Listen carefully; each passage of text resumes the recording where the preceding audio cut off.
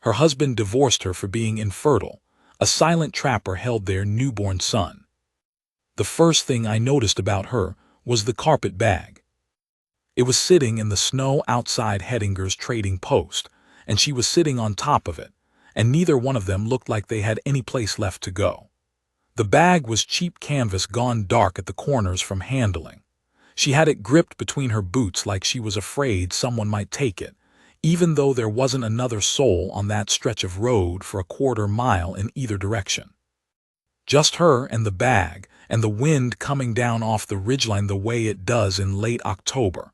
Not cold enough to kill you yet, but cold enough to mean business, cold enough that you start thinking about where you'll sleep and what you'll eat before darkness. I almost walked past her. I'm not a man who talks to people he doesn't know, and I'm not a man who invites trouble onto his land. I had my furs bundled in the wagon, my list in my coat pocket, and I'd already been in town longer than I liked.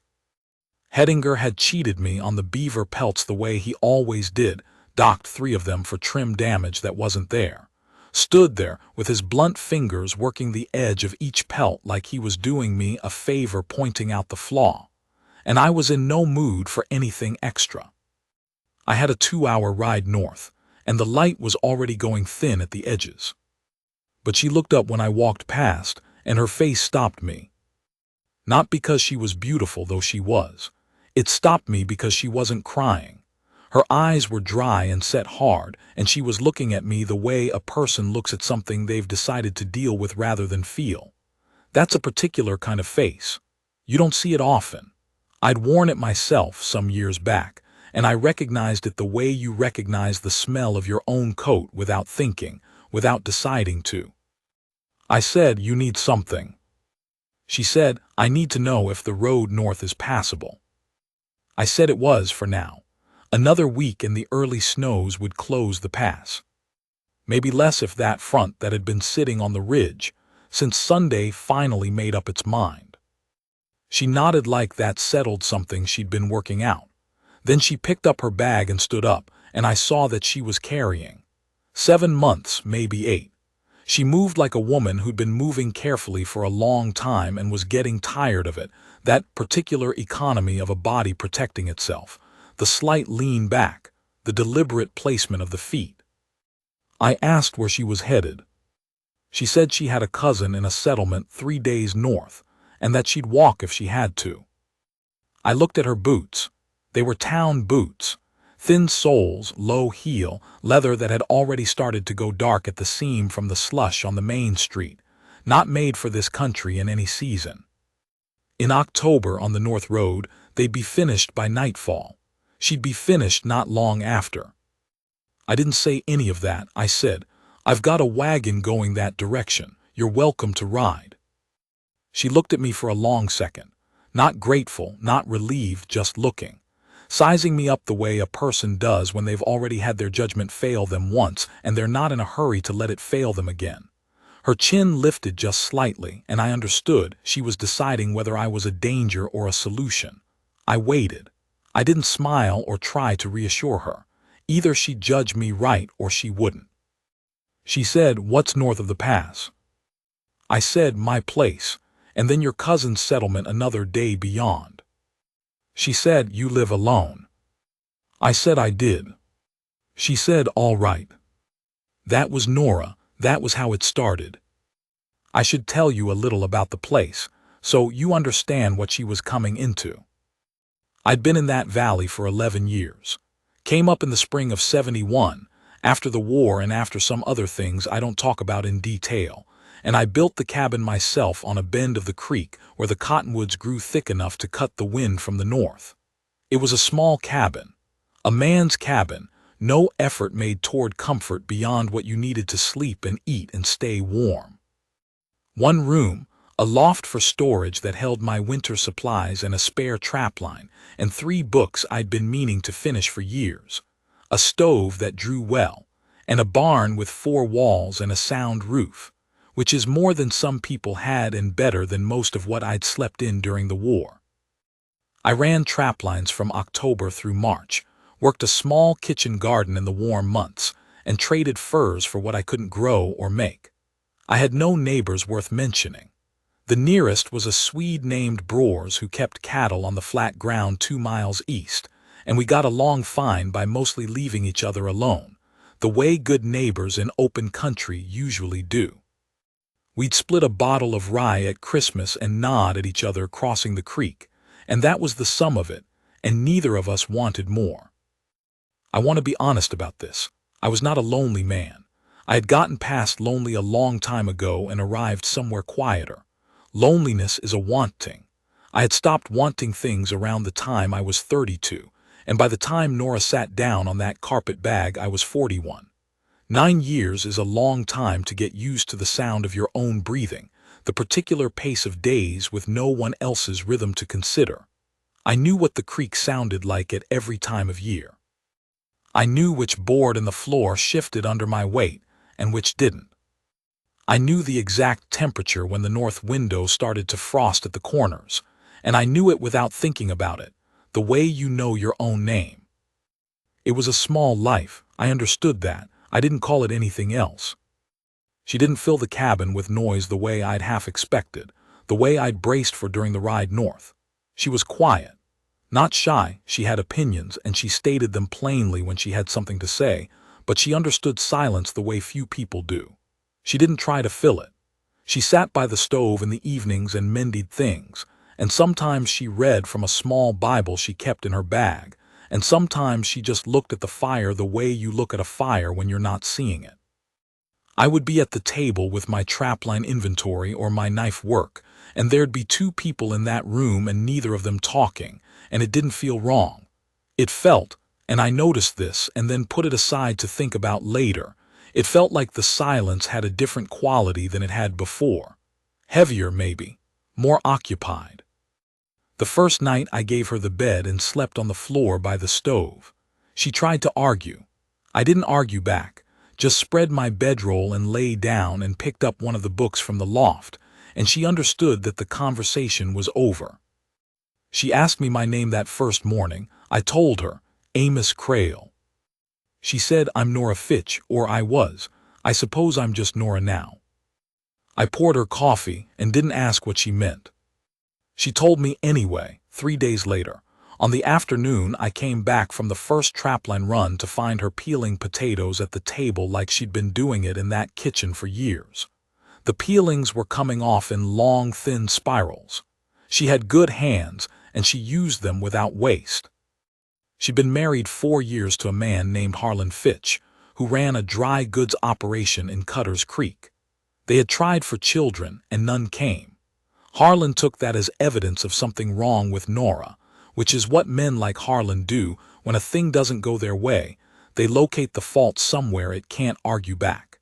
He found a preacher who agreed the marriage could be dissolved on the grounds of barrenness. He did it all very legally and not unkindly, she said, which I thought was a strange word to use, not unkindly, like the absence of deliberate cruelty was some special courtesy worth noting. Then, 3 weeks after the papers were signed, she found out she was pregnant. She said it flat, without looking up from the potatoes. No bitterness in it, no performance, no waiting to see how I'd react. Just the fact of it, the way you'd say the river had flooded or the frost had come early. A thing that had happened and had to be lived with now. I put my mug down and looked at her. She said, he won't have me back. I already asked. I said, then he's a fool. She looked up from the potatoes. Her eyes held mine for a moment, measuring something, some quality in my voice or my face. Then she went back to peeling. That was the most I said about Harlan Fitch, then or ever, and it was enough. I meant it, and she knew I meant it, and there was nothing more useful to say. I want to tell you about the morning I found the fox in Trap 4, because it connects to something. It was about 2 weeks after she came. Cold enough that my breath had frost in it before I'd reached the first ridge, cold enough that the creek was starting to skin over at the edges. The trapline ran 6 miles in a rough arc northeast of the cabin, through aspen groves and across 2 frozen creeks and up onto a limestone shelf where the mink were thick in early winter. I checked it every third day through November, and every other day once December set in. Trap 4 was set near a frozen pool in the Aspens, a natural low in the ground where animals came to water even in winter, and I've been getting good results there, mink mostly, one out of the first week, the occasional fox drawn in by the scent of the bait. That morning I found a red fox, a big male, caught by the left hind leg. He'd been there since the night before at least. His tracks had gone frantic and then stopped in a radius around the stake, and then just stopped. He was alive, but he'd exhausted himself through the night, and now he was just lying in the snow, watching me come with those yellow eyes. Not panicked, not frantic anymore, just watching. I stood there a minute looking at him. The aspens were bare and white above me, and the light was thin and flat, the way it gets on a cold, overcast day. The fox was still. His breath was short but regular. The leg had been worked over trying to get free. He'd bitten at it some, the way they do, but the damage was less than I'd seen. A fox like that, his pelt was good, but it was better if he was clean killed. The practical thing was clear enough. I knew that. I'd been working traplines for 15 years, and I understood perfectly well what the arithmetic was. But there was something about how still he'd gone, how he'd stopped fighting it and was just bearing it, just taking the weight of the thing that had him and waiting to see what happened next. There was something familiar in that I couldn't quite name standing there in the aspens. I opened the trap, let him up. He didn't move right away. He lay there for a moment like he didn't trust it. Then he stood on 3 legs, holding the caught paw up off the snow, and looked at me with those yellow eyes, trying to work out what had just happened, what the situation now was, with the thing that had been holding him suddenly gone. Then he put the paw down, tested it, and went. I watched him until the aspens took him, the red of his coat the last color before he was gone. I stood there in the cold and I thought, what was that about, Amos?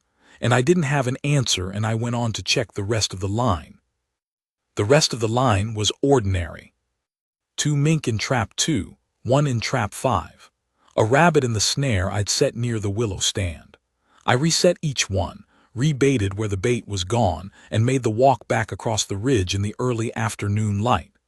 The cold was settling in harder as the day went on, the way it does when a front is building, the temperature dropping steadily, not sharply, and the sky going that particular flat white. I came in and she had something warm on the stove, and she didn't ask where I'd been or comment on the hour. She just set a mug on the table and went back to what she was doing. I don't know why I'm telling you that, except that I thought about it much later after everything, and I understood it better then. Sometimes you get tired. Sometimes you stop fighting the thing that has you and you just lie down in the snow and wait. And sometimes, from a direction you weren't watching, something comes and opens it.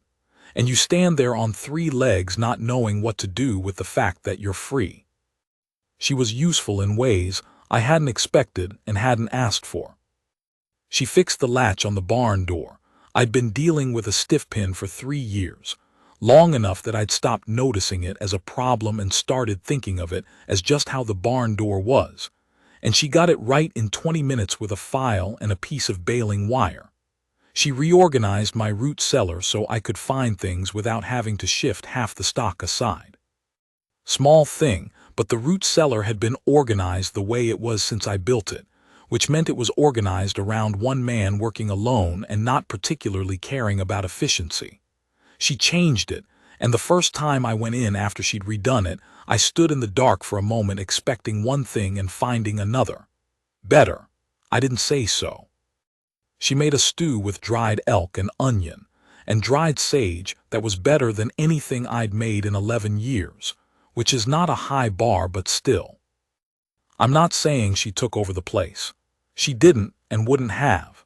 She was a guest and she knew it, and she didn't pretend otherwise, didn't make herself comfortable in ways she hadn't been invited to.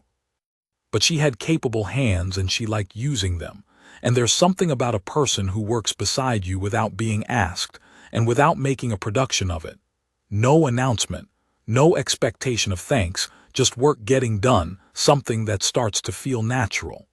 Starts to feel like they were always there, and you'd just been managing without them. I started making sure the fire was built up before I came in from the morning trapline. I started cutting the day's firewood to a shorter length so she could manage the stove herself if she needed to without wrestling with the longer pieces. I banked the fire higher at night without thinking about it, thinking of the draft on the north side of the cabin and what it felt like on a cold morning with the stove gone to coals.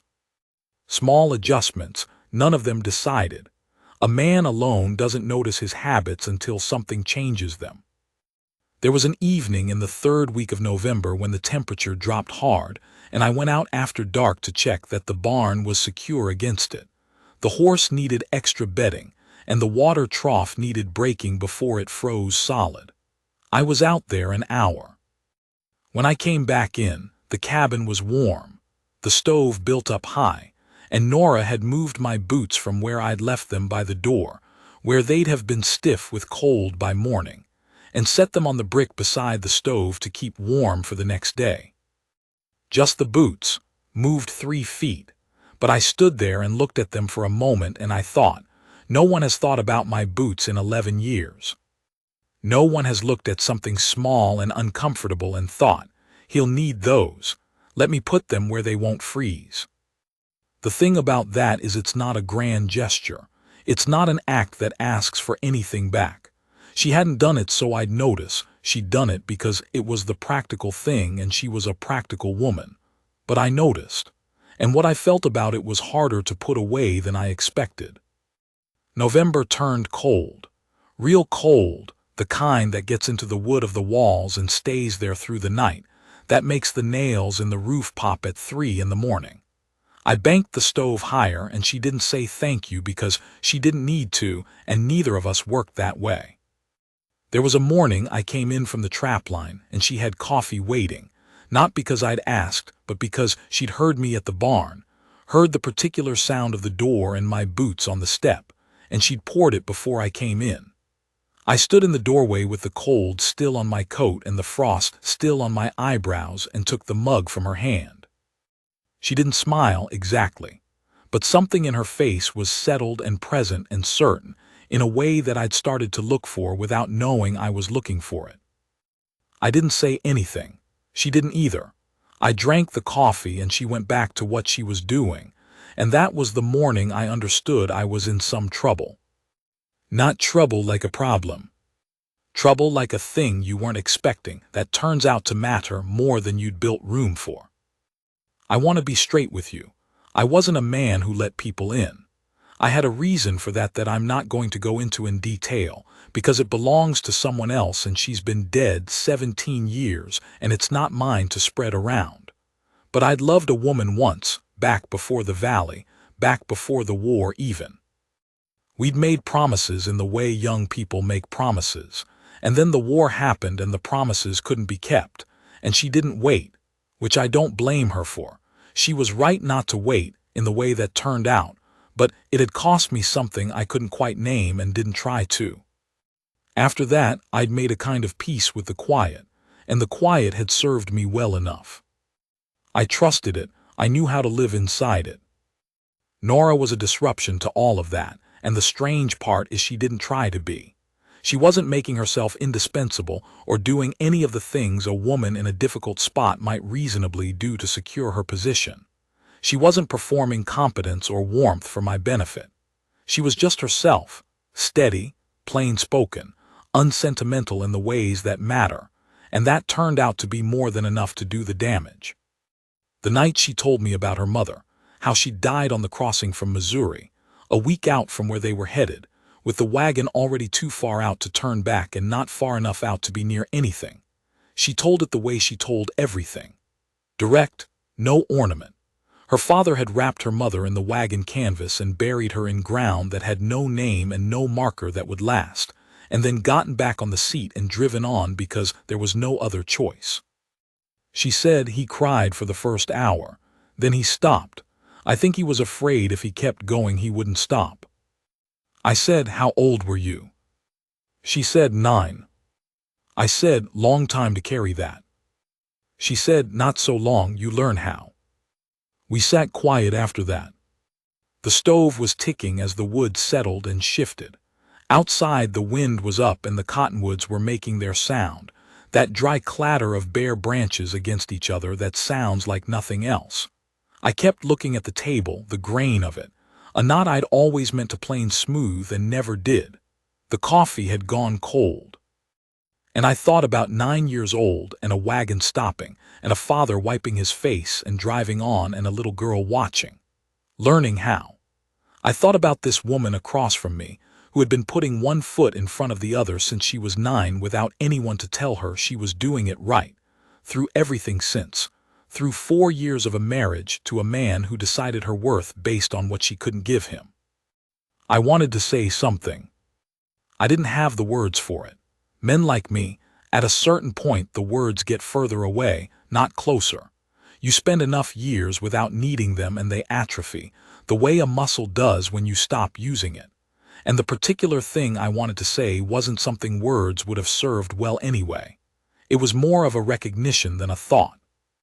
The recognition that she had come through a great deal and not been broken by any of it, and that there was something about that which I found, without intending to, deeply worth being near. I stayed. I didn't take my coffee and go to the loft the way I might have the first week, when the instinct was still to keep my distance, maintain the shape of things as they'd been.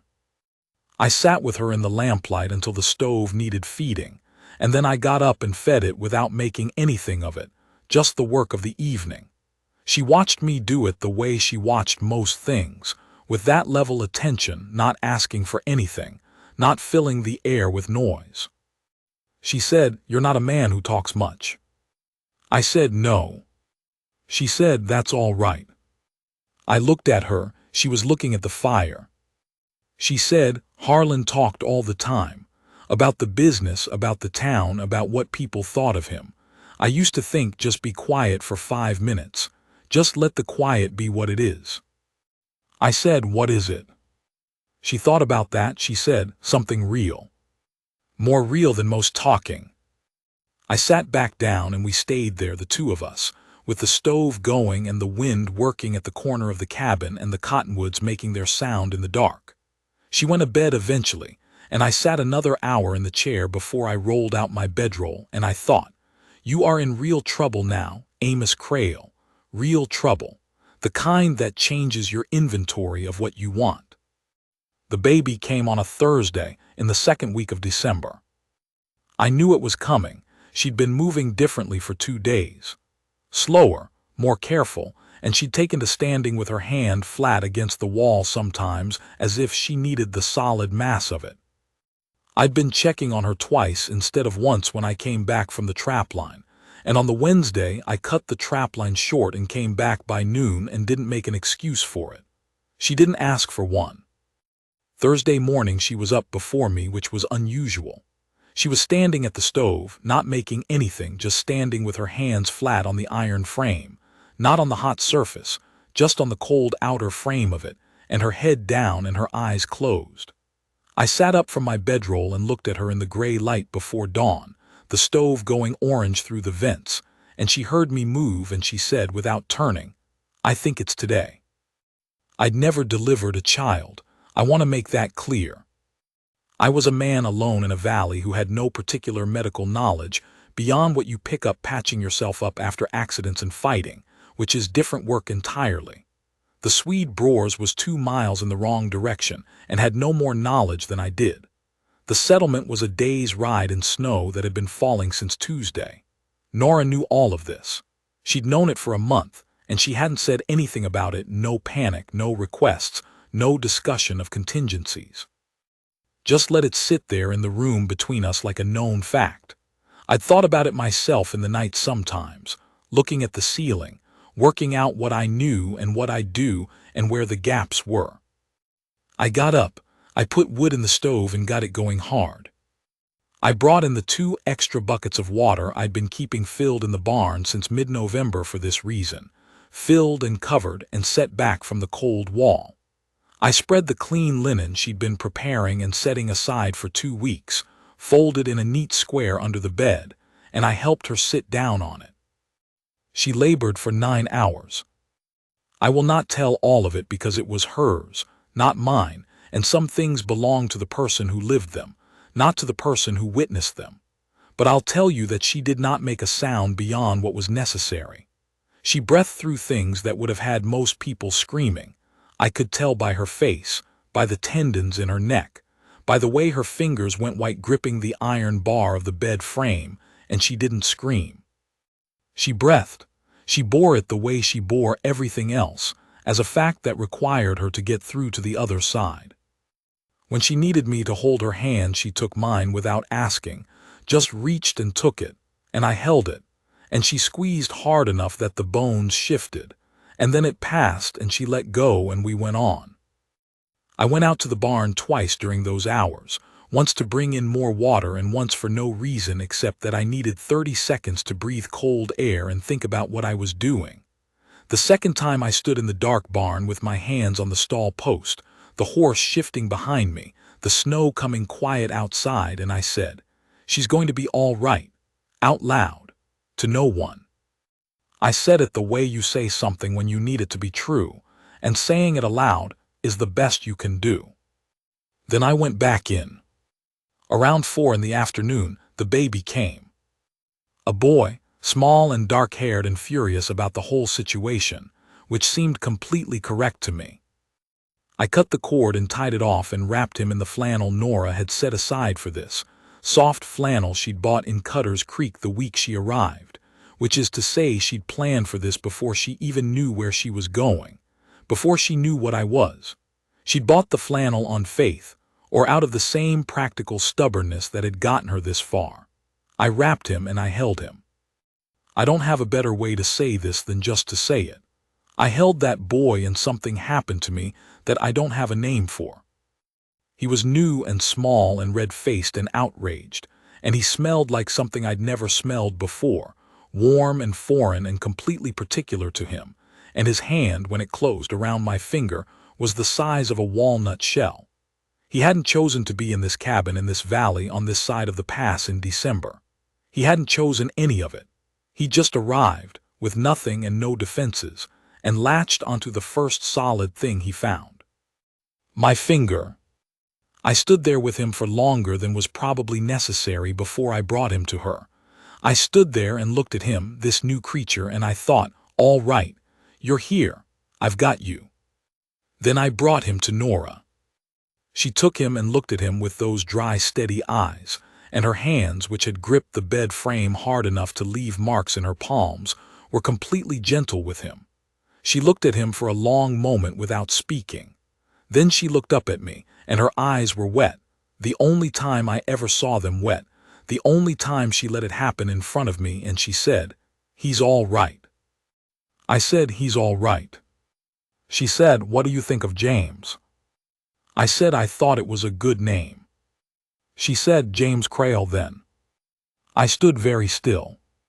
Outside the snow was coming down, and the cottonwoods were making their sound, and the stove was going, and the lamplight was yellow on the walls of that small cabin I'd built alone with my own hands, 11 years ago, for one man. I said, "You don't have to do that." She said, "I know I don't." And that was that. She went back to looking at James, and I stood there a moment longer, and then I went to feed the stove, because there was work to do. I want to tell you what the next weeks were. There is no experience I can compare it to, and I've lived long enough to have tried a few. I had been alone in that valley for 11 years, in that cabin I'd built with my own hands, and I knew every sound it made, every draft, every place the cold came in. I knew the floor, which board shifted, which didn't. I knew the exact note the wind hit when it came around the south corner. I knew the particular smell of the place at 3 in the morning in winter, wood smoke and cold air and the horse from the barn. I knew it completely. It was mine in the most complete way a thing can be yours. And then there were 2 people in it, 3 people. The baby slept in a drawer I'd lined with the softest blanket I had. A blanket I'd taken from my mother's house when she died 6 years back and kept folded in the loft because I didn't know what else to do with it, and I'm not the kind of man who throws away his mother's things. I'd never used it. It seemed right to use it now. James slept in that drawer and made small sounds through the night, not crying, just sounds, like he was reporting on his condition to anyone listening. Nora slept in the bed with one hand hanging over the side near him, close enough to feel. I slept on my bedroll by the stove. I'd lie there in the dark listening to the two of them breathe, and I'd think, this is strange, how strange this is. And then I'd think, no it isn't though. That was the stranger part, how quickly it stopped feeling wrong. How the sounds, the small sounds of the baby, Nora's breathing, the regular quiet of two other people in the dark, stopped being strange and started being just what nighttime was. A man alone for 9 years is used to the particular weight of silence. This was different. Not loud, they were both quiet sleepers, but there was presence in it, warm and close and alive. I built a proper cradle in the second week. I had good wood and the tools for it, and the winter trapline left me evenings and I could think through how to do it. I built it in the barn over 3 evenings by lamplight, working from the memory of watching my father make one for my youngest sister 30 years back. I couldn't have told you I remembered it that well, but the hands knew what they were doing and I let them. I brought it in on a Wednesday evening and set it down beside the stove without saying anything. Nora looked at it for a long moment. She ran her thumb along the rocker, testing the curve, checking the joint where the side rail met the head. Good tight joint. I'd taken my time with it, cut the mortise twice to get it right. She was a woman who checked the quality of things without performing the checking. She just looked, and her hands confirmed what her eyes saw. She picked James up from the drawer. He'd been awake and working on some important concern of his own, and set him in the cradle. He considered his new situation for a moment. Then she rocked it once slowly, and he settled. She said, "Where did you learn to do that?" I said I'd watched my father once, a long time ago. She said, "You watched once and you could do it." I said I remembered. She was quiet for a moment, still rocking the cradle gently with one foot while she looked at it. The lamplight was on the wood pine, from the stands on the east slope, close-grained and smooth where I'd planed it, and the cradle was, I thought, good work. The kind of work a man is satisfied by, not because it's impressive but because it's right. She said, "He'll get there." I wasn't sure what she meant right away. Then I understood she meant James, that he'd grow into the cradle and then grow out of it, and then on to other things. She was already seeing forward into his life, mapping it from here, and in the map she was making there was a cabin and a valley and a cradle made by a man who'd watched his father once, 30 years ago, and remembered. I was in that picture. I could tell by the way she said it, the offhandedness of it, the plain assumption, the way a person mentions furniture that belongs in a room. I went and put another log in the stove, but I thought about it for a long time afterward, lying on my bedroll in the dark with the cradle rocking gently from the last push she'd given it, James asleep, and the sound of the fire settling. There was a morning, sometime in January, when I came back from the trapline early, a front coming in off the northwest, the kind that brings 2 feet in 12 hours, and I'd read the clouds right and cut the line short, and I found her standing in the snow outside the cabin door with James wrapped against her chest under her coat, looking north. I came up beside her without speaking. She said, "I've been thinking about my cousin." I waited. She said, "Elspeth, she's 10 years older than me. We were close when we were girls, but I haven't seen her in 15 years. I don't know what I'd really be going to, whether she'd have room, whether there'd be work." She wasn't asking me anything yet. She was working something out, the way she did things, thinking it all the way through before she said it. She said, "I've been thinking about what I'd be leaving." The wind was coming off the ridge, not hard yet but building. The clouds to the north were stacked and gray and coming. James was asleep against her chest, his face tucked under her chin, and she had one hand flat on his back through the cloth. I said, "You don't have to go anywhere." She turned and looked at me. Not surprised.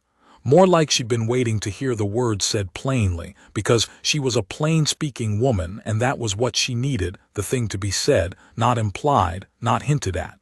Said. She said, "That's not a small thing to say, Amos."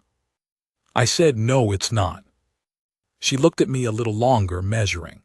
The wind moved a strand of hair across her face and she didn't push it away. She said, "You've been alone a long time." I said, 11 years. She said, "Was it enough?" I thought about that.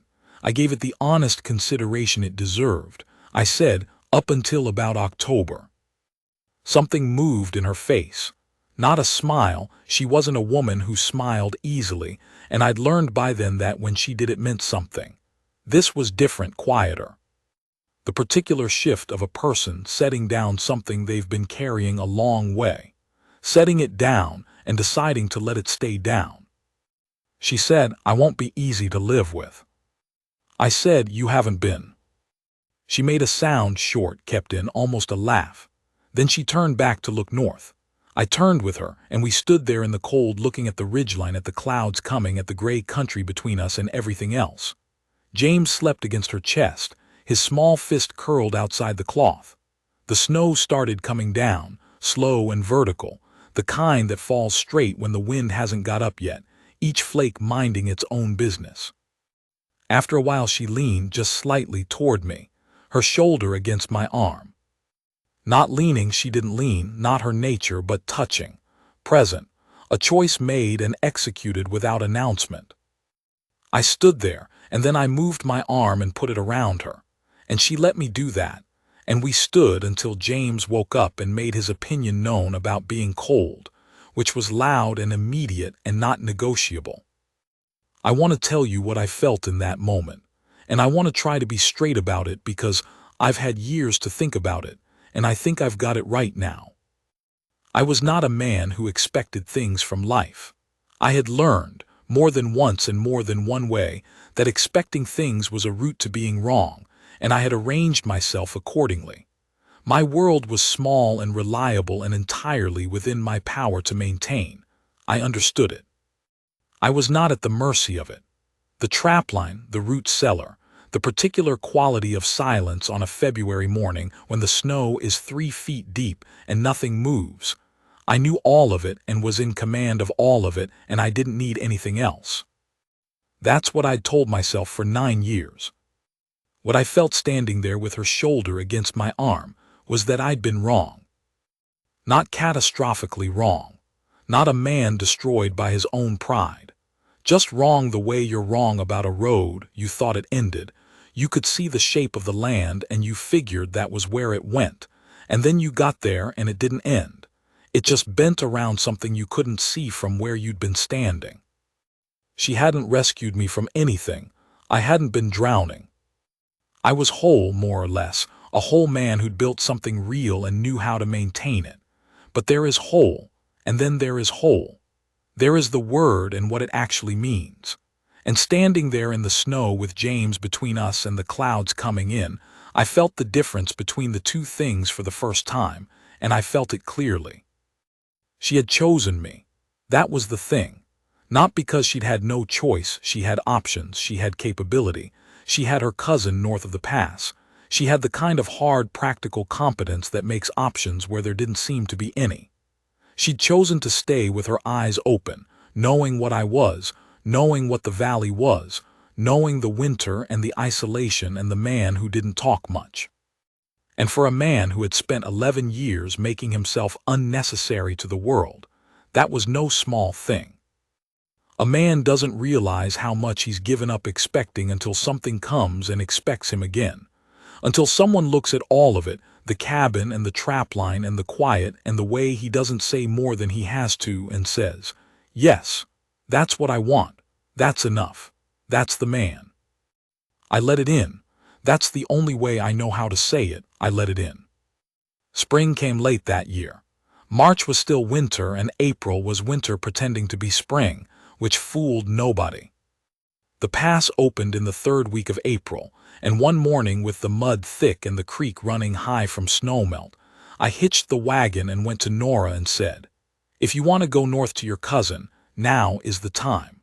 We can make the settlement in 2 days with good weather." She was sitting at the table feeding James. He was 4 months old by then and large and healthy, and outraged by any interruption to his schedule, which was frequent feeding and otherwise sleeping, and looking at everything around him with the same level gray eyes his mother had. She looked up at me over the top of his head. She said, "Why would I do that?" I said you could stay. I wanted to make sure you had the choice. That you were staying because you wanted to, not because the pass had been closed. She looked at me in that particular way she had, measuring. Then she said, "Amos, do you want me to go?" I said no. She said, "All right then," and went back to James. That was our courtship. I'm not embarrassed about it. It was the right amount for who we were. We went to Cutter's Creek in May for the spring trading. I had good furs, a strong winter, clean kills, pelts in better shape than the previous year. And Nora came with me because she had things to do and because I wanted her there, and because James was at the age where he needed to see the world in order to have opinions about it, which he was well on his way to having. Hedinger tried to dock my beaver pelts again. He picked up the first one and started his routine, running his finger along the edge looking for his invented flaw. I let him do it for about 30 seconds. Then I put my hand flat on the counter, not hard, just flat, and I looked at him and I said once quietly that I was done being cheated on my furs. I didn't say anything else. Hedinger looked at my hand. He looked at my face. He agreed to the original price. Nora was standing beside me when that happened. She didn't say anything, but I felt her, that quality of attention she had when she was watching something that satisfied her. She didn't look at me until we were outside, and then she glanced sideways and the corner of her mouth moved, and that was enough. We were married that afternoon by a judge named Prout, a dry man with spectacles and ink on his fingers who had been doing this work for 20 years and had stopped being interested in the particulars. His office smelled like old paper and lamp oil, and a little bit of tobacco from the pipe on his desk. He had a deputy who witnessed, and a clock on the wall that ticked loudly into the quiet while Prout read the words in his flat professional voice. The words themselves were plain enough. I had thought about what it would be like to hear them, back in the valley on one of those nights when I was awake and the stove was going and James was making his small sounds. I'd thought it would feel formal, strange. I'd been alone a long time. I thought there'd be some kind of distance between the words and the fact of them. There wasn't. He read them and they were true by the time he finished, as if they'd been true for a while already, and this was just the paperwork catching up. Nora signed her name with the same economical precision she used for everything. Clear letters, no flourish, nothing extra. I signed mine next to hers and the ink dried, and that was that. James slept through the whole thing in the sling Nora wore, which was the correct response and showed, I thought, good judgment. I'll tell you this. When we walked out of that courthouse into the May afternoon, Nora took my arm. Not because she needed to, not for support or navigation. She took it because we were married, and she was claiming the fact of it in front of whatever Cutter's Creek had to offer in the way of an audience. She walked through the main street with her head up and her step even and her boy asleep against her chest, and I walked beside her, and I felt something that I want to try to name. I felt like the man I'd always been supposed to be. Not a better man, not a new man, the same man, but arrived. There is a version of yourself that you carry around like a description of someone else, someone you might have been under different circumstances, and you get used to thinking of it as just a thing you carry, not a thing you'll ever actually be. And then something happens and you look down and you are that man. You've been that man for a while now, and the description and the person have finally closed the distance between them. That was it. That was what it felt like. Her husband, James's father. A man with a place and a purpose, and a woman who knew his worth to the last inch of him and had decided it was worth staying for. I still run the trapline. October through March, 6 miles northeast, every third day through November and every other day after. It's the same country it always was, the same aspens, the same frozen pools, the same ridge with the wind coming off it in the morning. I know every inch of it, but I come back to something different now, and the difference is not subtle. It changes the whole thing. The trapline is just work. What you come back to is the point of it. James is 3 years old. He has Nora's eyes and my shoulders and opinions about everything, which he delivers with great seriousness and expects to be taken into consideration, which we do. He comes out to the barn with me in the mornings, and I let him hold the small tools, the curry comb, the light hammer, and he talks to the horse, who tolerates him with more patience than the horse extends to most adults, which tells me something about the horse's judgment. James will crouch down and look at things for a long time before he touches them. A beetle moving across the floorboard, a piece of quartz in the creek gravel. He gets that from Nora, the looking before the touching. The patience with things that can't be rushed. He's going to be a capable man. I can see the shape of it from here. Nora expanded the kitchen garden the second spring. She knows soil, grew up farming before the crossing, before everything that came after, and the garden now produces more than 2 people and a small boy need, which means we trade the surplus at the settlement, and we know people there now in the way people who trade together know each other. I was resistant to that at first. 11 years of chosen solitude is a real preference, not just a habit, and I was honest with her about it. She was honest back. The boy needed to grow up knowing people. That was the argument, stated once clearly and then left for me to sit with. She was right. I know it. I don't tell her that as often as I should, but enough. There's an evening I keep coming back to, in my mind. Last October the aspens turned. The light was that particular sideways gold that only lasts about 2 weeks in the fall, that light that makes everything look like it's being seen for the first time. James was asleep, and the supper dishes were done, and Nora was on the step outside the door with her coffee, looking out at the cottonwoods in the evening. I came and sat beside her on the step, our shoulders touching, and the light was on her face, and she was looking at the trees with those steady eyes. She turned and looked at me. Not romantic, not soft, just clear and present and certain in the way she was always certain. She said, "You're a good man, Amos Crail." I said, "I don't know about that." She said, "I do." And the thing about Nora is that she doesn't say things she doesn't mean. She never has. She's not a woman for flattery or reassurance or saying the kind thing instead of the true one. When she makes a judgment, she has examined it from every angle first, turned it over and looked at the underside, checked the joints the way she checked the cradle's joints. When she comes out the other side, she means it exactly and without reservation. So when she said that, I didn't argue. I didn't deflect or discount it or do any of the things a man does when he's spent so long not expecting to be seen that being seen feels like a mistake. I sat beside her in the October light, and I let it in. I let it settle where it belonged. I let it be true. The woman who had walked into my life carrying a carpet bag and a child she was not supposed to have, in boots that would not have lasted 2 more miles, had looked at a solitary man in a valley at the end of a long road and said, "That's enough. That's the man." She had meant it then, in the snow outside Headinger's when she climbed into my wagon.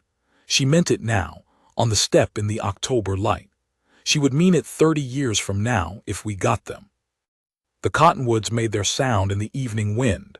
James was asleep inside, making his small sounds.